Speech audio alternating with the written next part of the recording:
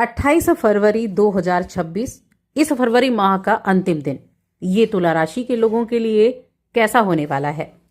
देखिए, ये जो दिन है ये शनिवार का दिन है और शुक्ल पक्ष की द्वादशी तिथि रहेगी। इस दिन बड़े अच्छे योग बने हुए हैं। पहले तो चंद्रमा अपनी राशि में है, कर्क राशि में, और पुष्य नक्षत्र में है। पुष्य नक्षत्र में चंद्रमा जब अपनी राशि में होते हैं तभी आते हैं और ये शनि का नक्षत्र होता है। अब देखिए, इससे जो योग बने हैं ना, एक तो सौभाग्य योग बना है, शोभन योग बना है, त्रिपुष्कर योग बना हुआ है। और इन योगों में ये जो अंतिम दिन हो रहेगा इस फरवरी माह का, ये क्या कुछ विशेष आपको देकर जाएगा, क्या चीजें आपके लिए लाभदायक होने वाली हैं, चलिए विस्तार से जान लेते हैं।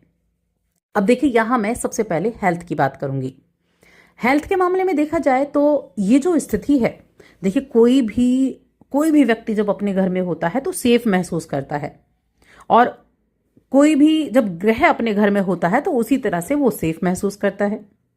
अब आपके लिए इस दौरान 10वें घर का स्वामी 10वें घर में है, शनि के नक्षत्र में है, जो चौथे और 5वें घर के स्वामी है। तो हेल्थ को आपको अच्छा रखेंगे। आपके अंदर जो कुछ भी अगर हेल्थ इश्यू चल रहे हैं तो उनसे लड़ने के लिए आपकी जो इम्यूनिटी है ना, उसको मजबूत करने का काम यह चंद्रदेव करने वाले हैं। और भी बहुत सारी चीजों में चंद्रमा का रोल आज रहने वाला है। सबसे ज्यादा तो ये आपके कार्यक्षेत्र और आपके फैमिली में रहने वाला है, क्योंकि कार्यक्षेत्र का स्वामी कार्यक्षेत्र में बैठा है। किसके नक्षत्र में है? जो 10वें भाव के कारक हैं शनिदेव, चौथे घर के स्वामी हैं, 5वें के स्वामी हैं, उसके नक्षत्र में है। सबसे पहले तो आपकी जो बौद्धिक क्षमताएं होंगी उनमें जो कमी है ना, आपको उन कमियों से लड़ने में सहायता मिलने वाली है, जिसका परिणाम क्या होगा? सकारात्मक विचार आपके जीवन में आएंगे और समस्याओं से आप लड़ पाएंगे, समस्याओं से निजात पाएंगे। आज कुछ खरीदारी करने का भी आपके लिए योग बना हुआ है कि किसी तरह की कोई खरीदारी भी आप कर सकते हैं। कुछ खरीदने से पहले आप अच्छे से देख जरूर लें, आपके पास कहीं वो चीजें पहले से तो नहीं है। और एक चीज और ध्यान रखनी है, जब भी आप अपने घर के बड़े बुजुर्ग से इस दिन बात करेंगे ना, तो अपनी बातों पर काबू रखना है, क्योंकि आपकी किसी बात से बड़े बुजुर्गों को आहत महसूस हो सकती है। तो थोड़ा ध्यान रखें, बेकार की बातें करके समय को बर्बाद ना करें, शांत रहकर काम करें।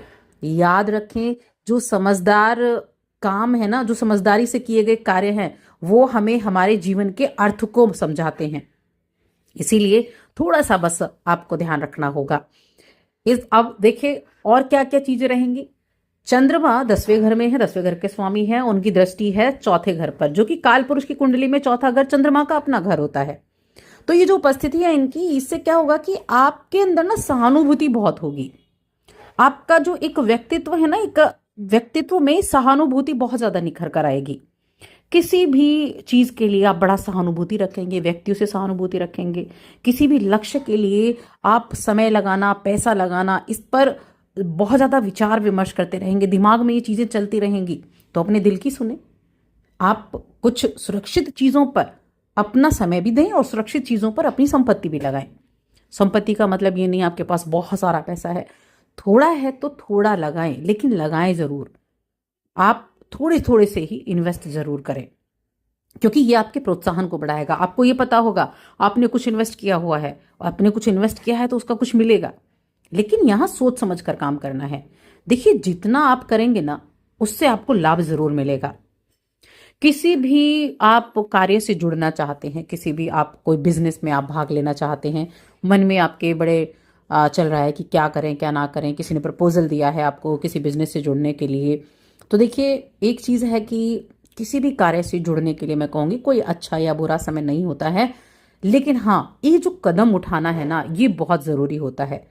तो जब तक आप सोचते रहेंगे तब तक कोई फायदा नहीं, वक्त निकल जाएगा। इसलिए अगर कोई प्रपोजल मिला है और आपको लग रहा है कि वो प्रपोजल ठीक है, तो आप उससे जुड़ जाइए और अपनी मेहनत वहां आप लगाना शुरू कीजिए, तो वो समय आपके लिए अच्छा बनकर निकलेगा।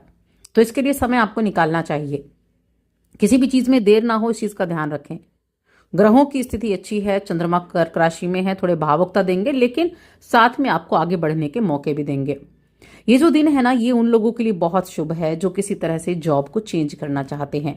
हो सकता है आपके मन में कई दिनों से ये विचार आ रहा हो, जॉब चेंज करनी है, दूसरी जगह जॉब ट्राई करनी है, लेकिन आपने सही प्रस्ताव को देखकर अगर अपना मन पक्का बनाया है तो आपके लिए अच्छा है। लेकिन अगर बिना वजह के मन में उलझनें ये चल रही हैं कि नहीं मुझे जॉब चेंज करनी है, तो थोड़ा सा संभल जाइए, थोड़ा सा सोच समझ कर कदम उठाइए, क्योंकि आगे चलकर आपको ऐसा ना हो कि आपको पछताना पड़ जाए। किसी भी प्रस्ताव को आप स्वीकार करना चाहते हैं तो करें, उसकी हर एक चीज को देख कर करें, जिससे आपको भविष्य में किसी तरह की दिक्कत ना हो। कई बार होता है हम अच्छी चीजों को देख कर करते हैं लेकिन फिर भी परेशानी हो जाती है, तो वो एक अलग बात होगी, कभी कभी ऐसा भी होता है। लेकिन पॉजिटिव माइंड के साथ आप चलेंगे, मेहनत पर अपने आप ध्यान रखेंगे और रिजल्ट आपको अच्छे मिलेंगे। अब इस दिन कुछ गैजेट्स वगैरह खरीद सकते हैं, कुछ इलेक्ट्रॉनिक सामान आप खरीद सकते हैं। तो जैसा कि मैंने कहा, हो सकता है कि ज़रूरत ना हो तो थोड़ा सा ध्यान देकर खरीदें। खरीदने से पहले एक बार ज़रूर सोच लें कि अभी आपको उसकी आवश्यकता है या नहीं, तो थोड़ा सा देख लें, वरना आप अपना बजट बिगाड़ लेंगे। इन्हें खरीदने से पहले ये सोचें कि आगे चलकर अब उनकी वजह से आपको दिक्कत ना हो। तो थोड़ा सा संतुलन बनाकर रखना है। अगर आपने संतुलन बना लिया तो आप अच्छे से इस समय को निकाल देंगे। अब यहाँ कुछ चीज़ें ऐसी हैं कि देखिए, जब आप चीज़ों को करते हैं तब आपको पता चलता है कि कैसे काम हो रहा है, वो चीज़ें कैसे काम कर रही हैं।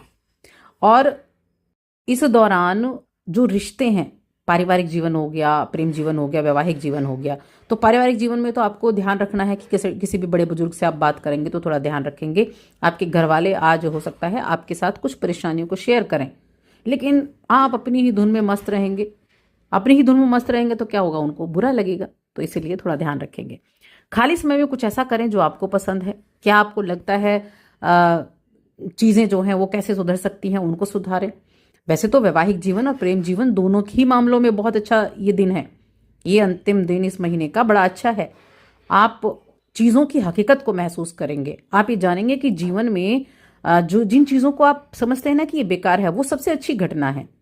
परिवार के साथ नज़दीकी रिश्तेदारों के साथ मिलने जुलने जा सकते हैं और वैवाहिक जीवन काफ़ी अच्छा रहेगा। लेकिन अगर आप किसी रिश्तेदार के यहाँ जा रहे हैं तो किसी भी ऐसी चीज़ को ना छेड़ें जिससे पूरे घटना का क्रम ही बदल जाए। तो ऐसी किसी भी चीज़ का जिक्र ना करें, अच्छे से उनसे मिलकर आए।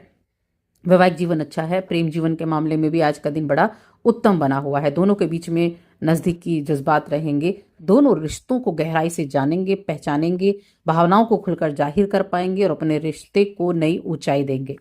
तो कुल मिलाकर अच्छा दिन है, अच्छे से एंजॉय करें।